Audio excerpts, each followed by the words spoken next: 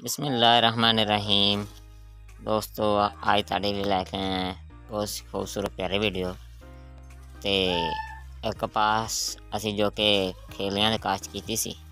ਉਸ ਤੋਂ ਬਾਅਦ जैसा कि ਤੁਹਾਨੂੰ ਵੀ ਪਤਾ ਹੈਗਾ ਖੇਲਿਆਂ ਦੇ ਕਪਾਸ ਕਾਸ਼ਤ ਕਰ ਲਈਏ ਤੇ ਗੁੱਡਣ ਵਾਸਤੇ ਬੜੀ ਮਿਹਨਤ ਚਾਹੀਦੀ।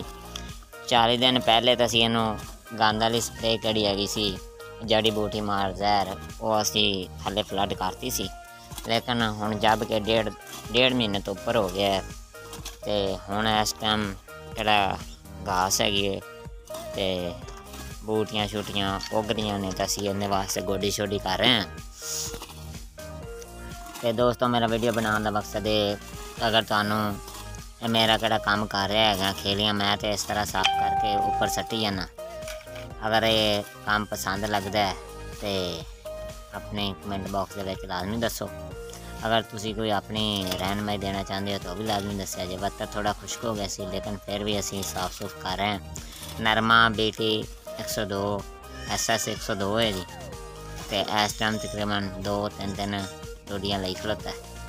तो इस तरह साफ करके उस तो बाद इनू फिर जब पानी लावांगे कल या परसों तो फिर असी इहदे स्प्रे पा देंगे 40 दिन तक फिर गंद नहीं उगेगा जी। उस तो बाद नरमा तारा हो जाएगा।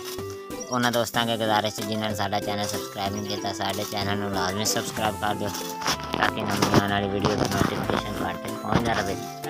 तो जिन्होंने दोस्तों ने साडा चैनल सबसक्राइब किया है असी उन्होंने तय दिल तो उन्होंने शुक्रगुजार हाँ कि उन्होंने साडा चैनल सबसक्राइब किया।